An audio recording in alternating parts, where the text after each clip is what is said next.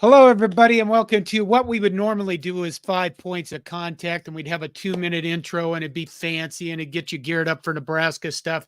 But I only have Scott for a half hour. He's a busy man. And I remember, I think it was Spencer Hall saying that in the off season, you only have one job, but during the season, you have 15 or 10 or 15. How's that? Does that sound like your life right now?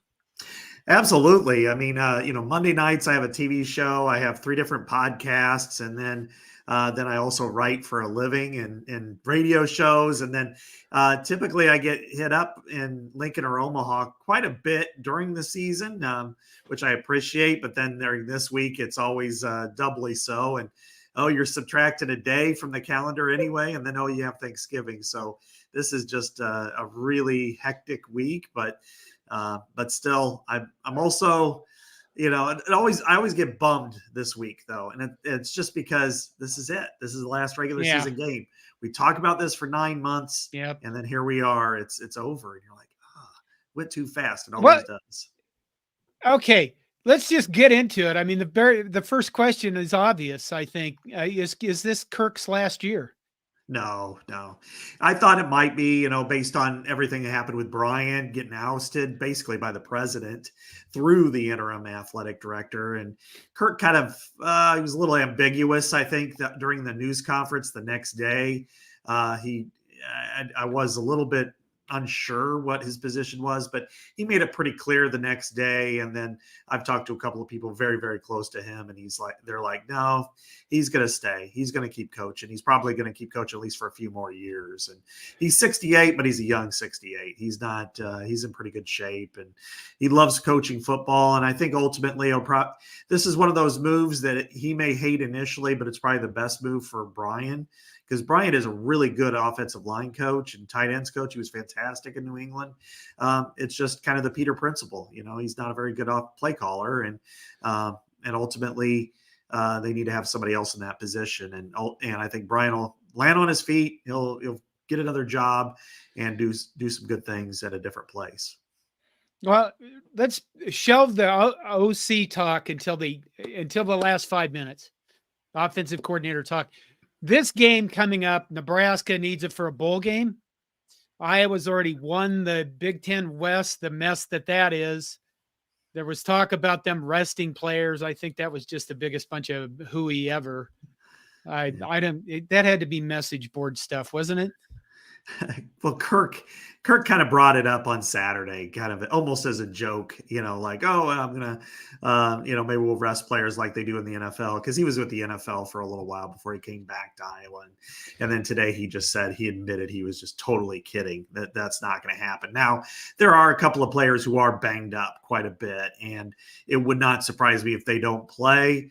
And if they needed to win this game to win the West, would they play? Maybe, but they're, one of them in particular is Logan Jones, who's from Council Bluffs, and he's only played the first series in the last 2 games at center because of a high ankle sprain, and he just hasn't been able to really do anything with it, and so he's not even listed on the depth chart, and it wouldn't surprise me if he sits out, just because there's just no way he can get around with it.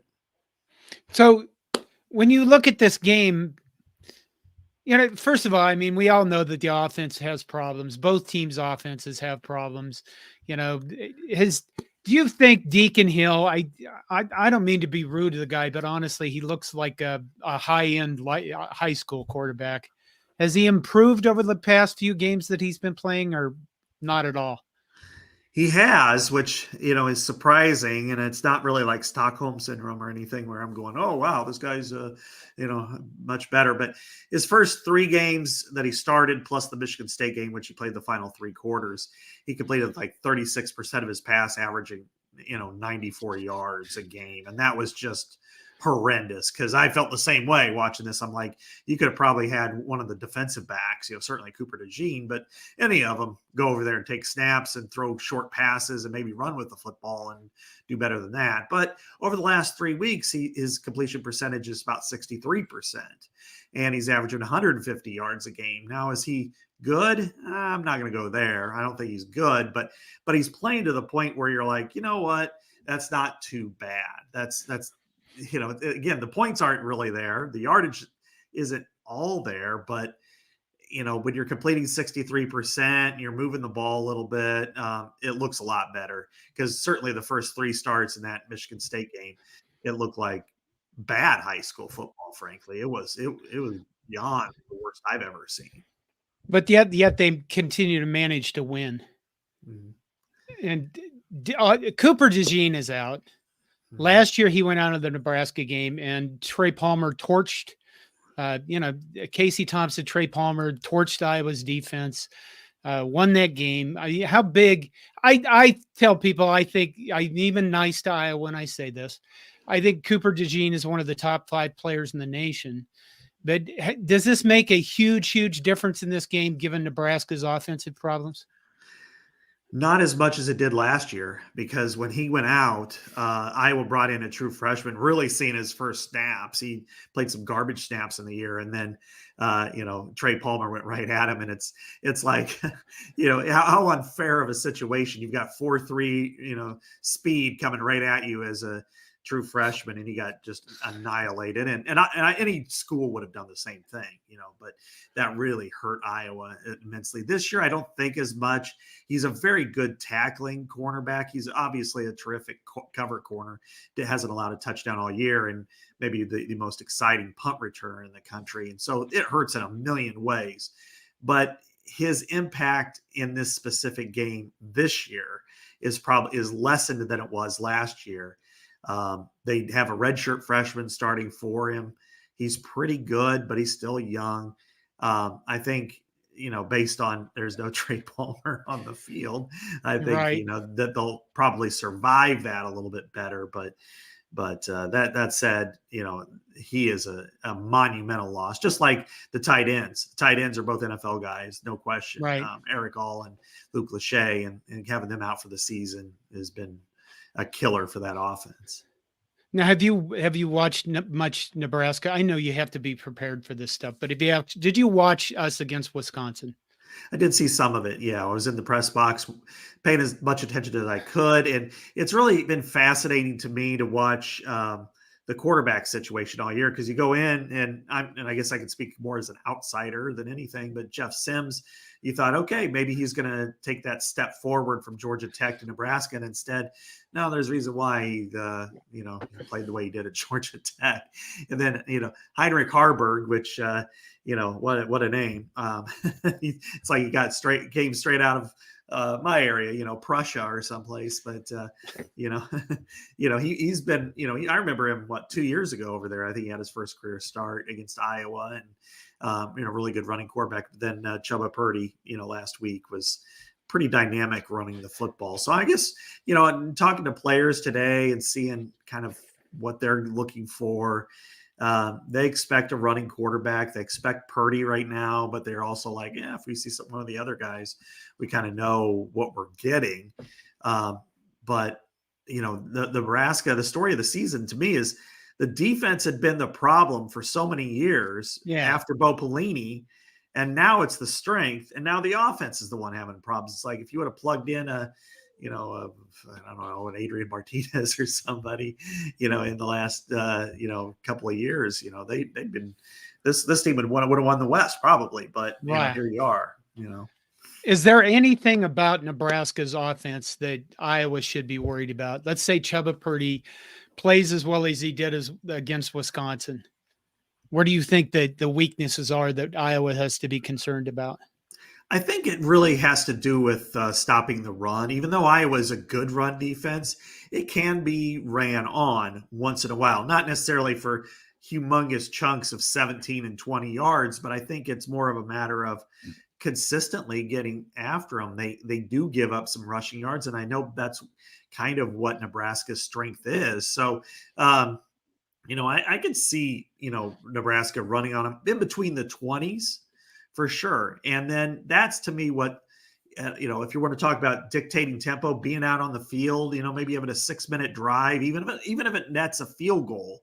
But if it's like a 6-minute drive for Nebraska, and then Iowa goes 3 and out and they get the ball again. And that's to me what I think could be a problem for Iowa. They're not, they're not going to be the type of team that's going to give up 38 or anything on this Right. game, but they're one that could give up 2 or 3 field goals and a touchdown, and then not having this offense, that might be too much. I keep thinking I'd fix my internet, but no, I freeze up every once in a while. Okay. And I completely lost my train of thought. So Nebraska's defense, where do you see Iowa being able to take advantage of Nebraska's defense? You guys don't really, there's no real, the tight ends, I agree. Again, I think that, you look at Iowa, they become like, what do they call it? Tight end school, tight end U. Yeah, tight end U. Noah Fant. Yeah. We could go through the list, but they don't really have a speed guy, do they? At receiver? No. They've gotten a little bit better there in the last couple of weeks. Caleb Brown, who is a transfer from Ohio State, a 4-star, hadn't played a whole lot and, had a few little issues, nothing too major, but didn't get to see much action early in the year. And then he stepped in and had a big catch against Northwestern that led to the game-winning field goal. And over the last 2 games, he's got 10 passes, 14 targets, almost 100 yards, touchdown. And he's got a real, he's really quick. He's built like a running back, in some ways. And I think he could be a guy that gets loose a little bit. The tight end, Addison Ostrenga, he's a true sophomore. He's not where he's going to be, but he looks the part. I think he's going to be after Lachey and all, of whether they come back or not, that still remains to be determined. But, I think he's in that ballpark where he's an NFL guy eventually, not today. And then the one other thing that they've been able to do recently much better is run the football. And that's something that Iowa, of course, lives on. The offensive line was horrendous the last 2 years. This year, they're much better. They're much improved. They haven't given up nearly as many sacks. They've just been able to really be more physical at the line. They don't run as much zone as they used to. That's what they lived on. But now that the game is getting officiated to where you can't cut block as much as frequently, they figure that they'll, and this group's probably better anyway with gap and counter. That's been their bread and butter.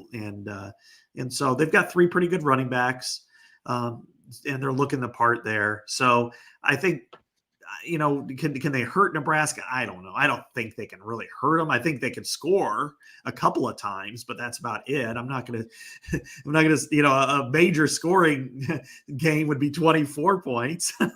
Yeah. I'm not going to go there.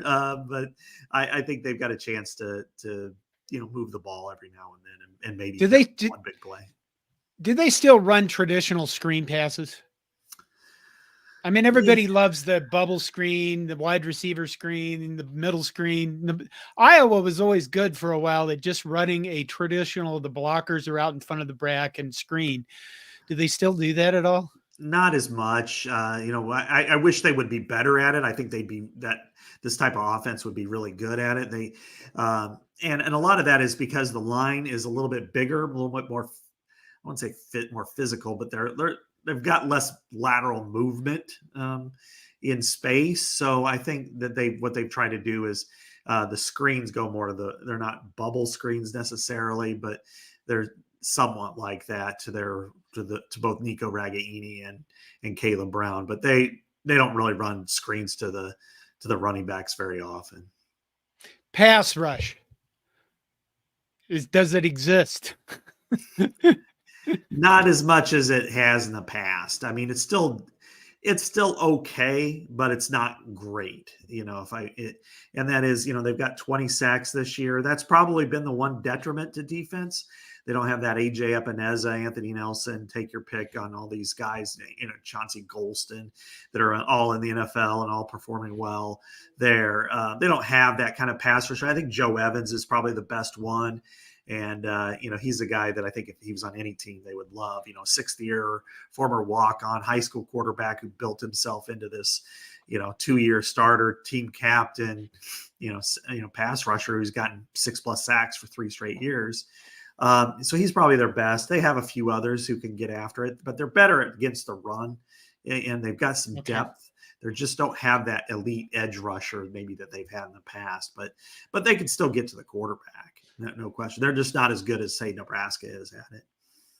Okay.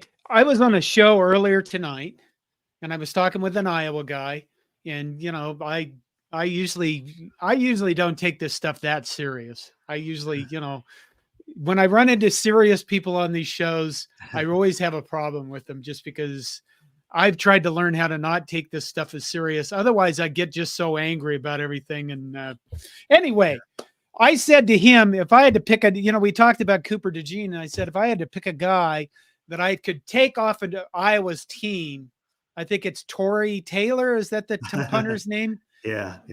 Yeah. The guy, what the hell? Why do you get that good a punter? Is this a focused, literally strategy that Kirk Ferentz has, that this is how he's going to play football? Yes, it's something, but before him, they didn't have a great punter. They used walk-ons and they were nice. A couple of then they'd have a couple of transfers and they were okay.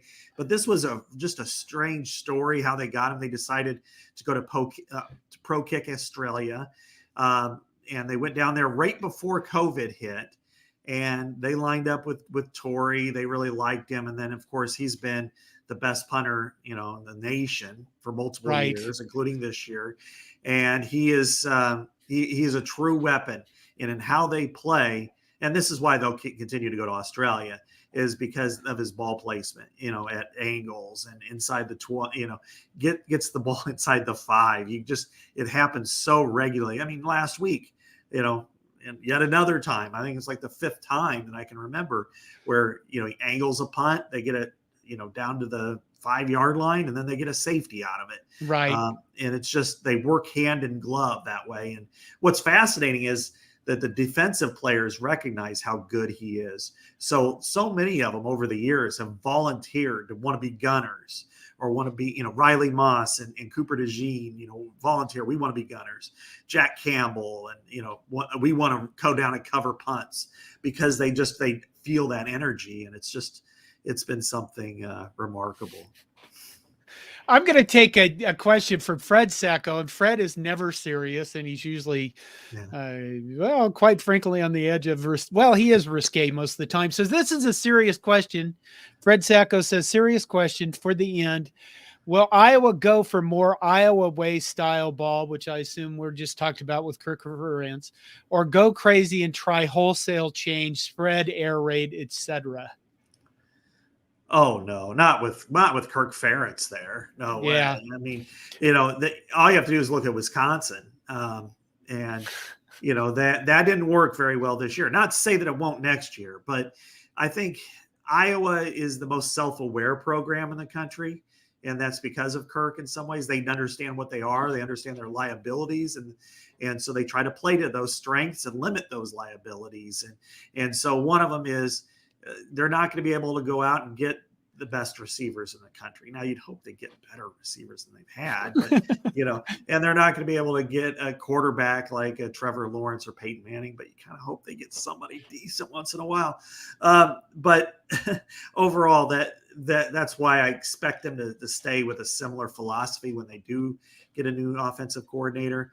I don't expect wholesale changes, but they do operate with 3 wide receiver sets quite a bit. In fact, last week, first time I can remember in years that they went with a 4 receiver set and 1 tight end and no running backs. Probably they did that probably 5 or 6 times, I'd have to say, and that was a little radical, I would say, for Iowa. Now, it's part of that philosophy. Is that because Kirk Ferentz is going to, I don't know what Iowa's nil program is like. Is that because they don't expect to go out and just pay willy-nilly for, like a market price top 10 quarterback, or, are they're going to rely on doing this because they're going to develop players that they don't have to pay a lot of money because they don't have it? Or how is he doing with this nil and portal stuff? Yeah, the NIL program is actually fairly decent for the football program. They went in and they got a quarterback right away. Cada McNamara, who'd won a Big Ten championship at Michigan. Eric All was highly sought after. They were able to get Caleb Brown, who was either between Iowa and Texas A&M, and they got Nick Jackson on the defensive side that was between Iowa and Oklahoma. So they were able to go out and get good players, and I expect them to do the same this year. I think what it is, it comes down to with Iowa, specifically to the style of play, is that in the Midwest, what Kirk Ferentz kind of thinks, and maybe the history tells him he's right, is it's easier for him to go recruit small town offensive linemen, some big kid who's 6'5", 260, and build him up to be 310. And then, oh, by the way, they're Brandon Sheriff or somebody like that, than it is to go out and find 4-3, wide receivers, and to be successful. And then you're talking about cold north, and I could see things getting shaken up a little bit with the league layout, but that's just but with Iowa and Wisconsin kind of having a stranglehold on this division for 10 years, that everybody's kind of played to them, and that's the way you have to win. And next year it'll be more, it'll be different. It'll be an adjustment, I think, for everybody, and certainly at Iowa. It's going to be, it's going to be exciting to watch USC play in Kinnick Stadium and deal with you people. You know what I mean? I watch Twitter, and I watch the USC guys, and they're like, we're going to clean up this league. Okay, whatever. Offense. Okay. Welcome to the Midwest, guys. Yeah. Anyway. Okay. I do have to beat you up about Twitter. Okay. I have it on good authority that you constantly troll Nebraska fans on purpose to get the clicks that Elon Musk is paying you millions of dollars for. Is that true? Guilty as charged, but I'm still waiting for that check. No, I honestly, there are times when, I can see where that comes across as trolling, and then there are a lot of times when it's not. I think the one talking about the Caitlin Clark effect. Yes. That one was not anywhere near that. I was just trying to describe it to Iowa fans that, the Caitlin Clark effect is when you look around the Big Ten, when she goes anywhere, right? When she plays. I mean, she was on the Manning cast last night, but when right. she, the average number of fans jumps by 3,500 in Big Ten environments just when she played last year. When she and Virginia Tech went to North Carolina to play, they sold it out.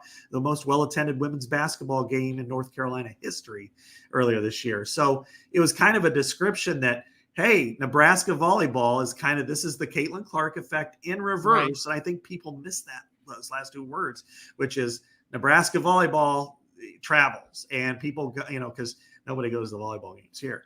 And so you get your first sellout ever, and it's the Caitlin Clark effect in reverse. And for whatever reason, that set people off. And that was the day too that Kirk had his press conference about Brian. And I'm like, I have no reason to want to try to get any kind of troll action on this. I have enough on my plate today, and Lord knows, I don't know why people took offense to it. So this is the last year of divisions. You know what? I guess before I get to that, what do you see happening in this game? I mean, do people make you do predictions? Because we usually we do rampant speculation because we're insane. And there you go. What do you see happening in this game? I think that this is a game where the defenses obviously dictate tempo.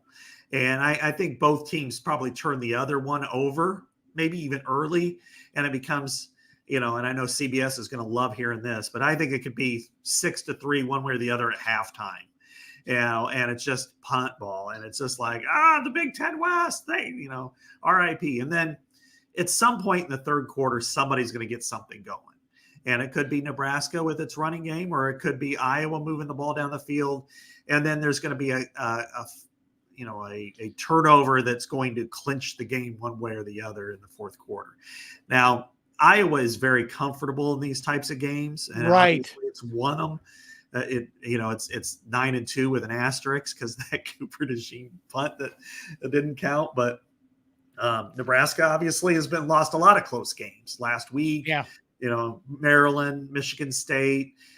How does it feel? Does it pucker up in the fourth quarter if it's close, or does it break through and say, GD, we need to make this happen. And, this is our way to get to a bowl game. This is our way to beat one of our rivals and really kind of usher a new era in with a big win. And so I think it's going to come down to that. And Iowa's comfortable in those moments. I would probably pick Iowa by 3, but I am not picking a blowout either way. I think it's going to be a close competitive because these are 2 of the better defenses in the country. Yeah, I think it honestly, and I said this in the earlier show.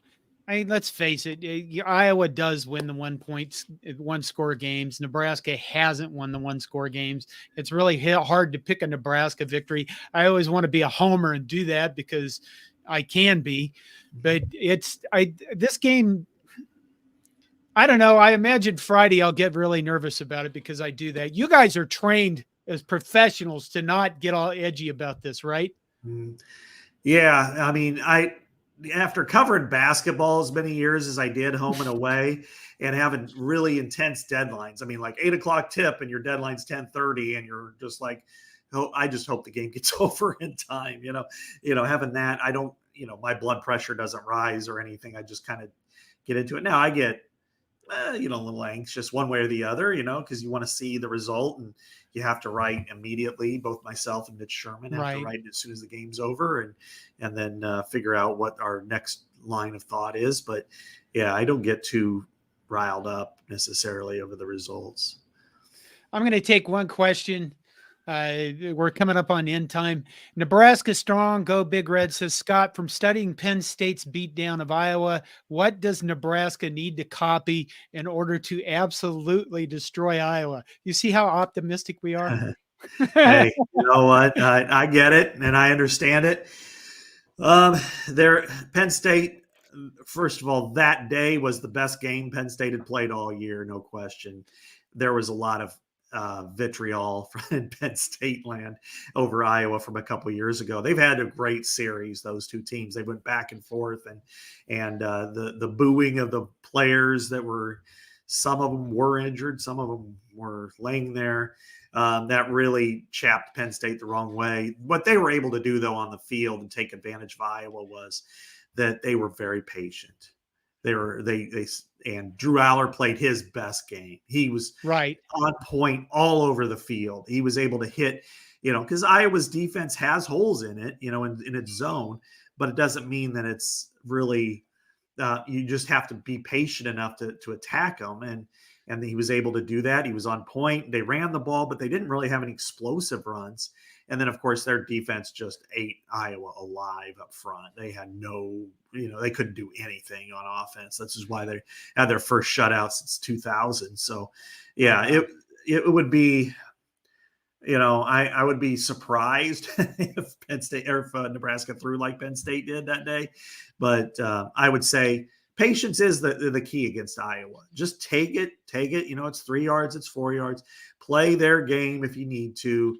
But take advantage of the mistakes because that's what Iowa tends to do is you fumble it, they cash it into points. And then all of a sudden we lost by 2, So the last question, I'll let you go. What do you think? The Big Ten expands.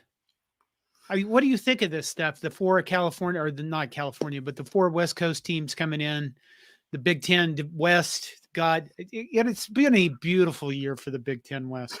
And I mean a beautiful year that corresponds with the absolute dumbness of college football as a sport. What do you think of what's going to happen with Iowa? Because I want your perspective on that. Is anything going to change, or do you think Kirk's just going to do the same thing he's always done? I think 90 to 95% of it will remain the same because it has been successful. I mean, when you look at, I think they're 8th or 9th in wins in the Big Ten across the country since 2018. In the Big Ten, they're 3rd. So they've been successful. Granted, they've, and this has really been the one bad year of Big Ten West football. There have been other years where they've been not quite as strong as the top of the East, but across the board, they've been better. I expect them the principles, the foundation will all remain the same. But the things that are going to change is who's going to call the plays, and where they go there will probably, finish out his career. in one way or the other. And there have been a couple of discussions on people. It's all speculation at this point. I think, Paul Christ has been one that's been mentioned a lot. Right. And I think that would be the healthiest choice, because Kirk's not going to go out and say, I'm going to go get this 30-year-old hotshot, coordinator in Texas. That's not his style. But Paul understands the run game, and he understands how it is effective to win. He used it when he was OC with Brett Bielema, and then working for Barry Alvarez, and then as a head coach. It's something that they can implement at Iowa, and he's got enough clout that, Kirk does tinker with Brian and has tinkered with his OCs a lot, and kind of turns it from being, plain to risk averse. That's what makes it bad. But I think if you have somebody who is adept at play calling, which Brian has not been, then I think that, and you have somebody with that kind of clout, then maybe Kirk takes a step back, lets him coach. And then that's how they get ahead, because, like USC, Oregon, Washington, UCLA, they're going to come into the league and they're going to have they're going to have their issues too. I mean, right. Michael Penix is not coming. Bo Nix is not coming. Caleb Williams is not coming. And I saw Iowa beat USC, 49-24 a couple of years ago in a bowl game where they had great players. And it's just, to me, when they come to the Midwest, that's not going to be easy, in November, playing football here, Yeah. And the physicality will take its toll. So I think that it changes it, because I think it means everybody's going to have to adapt a little bit. But I think those that stay to their principles and execute at a high level are still going to be very competitive in this league. All right. You know what? I said I wanted you for 30 minutes. It's been over 30 minutes. You have some other stuff to get going. I'll let you go. I always enjoy talking to you. You're the voice of Iowa football for me. So there you go. Thank you for showing up. You. Thank you. I appreciate you having me on, and I'll be more than happy to talk again in the off season. It's when we're all kind of jonesing for football, and it's after signing day, or it's before spring football, and you're going, and everybody's talking about the games coming up, and I'll be more than happy to talk and maybe even take a few arrows from your fans. All right. I'm going to take a couple more comments from fans. If you need to go, take care of yourself, and happy Thanksgiving. Yeah. Happy Thanksgiving to you too, John. Take care. All right. Take care. All right. Wait. Brad Burke, Iowa fan here. Brad Burke says, Iowa fan here to beat Iowa, hold field position, no turnovers, play good run defense. Kirk said today they are focused on 10 wins, not looking at the big championship. And then Brad Burke also follows up with, good luck, Nebraska. Last time goalpost came down in Lincoln was 1994. If not, Nebraska looks better, especially on defense, than in the past. Well, oh my God, Don showed up at the very end and said, fuck Iowa. And that was the first fuck Iowa. My God, we went through that whole thing without that. But, Scott's a professional, and I enjoy the fact that he comes on and that he talks to me. Some riffraff like myself. I am going to actually go because I am, I'll be honest with you. That thing I said early on in the show about, having like 10 different jobs during the season and only having one job in the off season. That's the honest to God truth. And this season it's been a grind. I've had a lot of fun. I wish we had more wins in Nebraska. Hopefully we will get a win this Friday and get bowl eligibility. And then we can actually, the thing is about that is we can not only get to a bowl, and I think we'd all agree that would be a successful program or successful first year for Matt Rule. Otherwise, I think we're going to spend like 9 months or 15 months, 860 months. It'll drag on discussing whether or not it was a successful year and hearing from the guys, the people that want to be negative about everything. I hope Nebraska wins this one. I'm going to go because I'm kind of exhausted. And I do thank all of you for your support. And I thank you for following the channel throughout this season. It's been another hard season. There you go. You all take care of yourselves. Thank you. And go Big Red.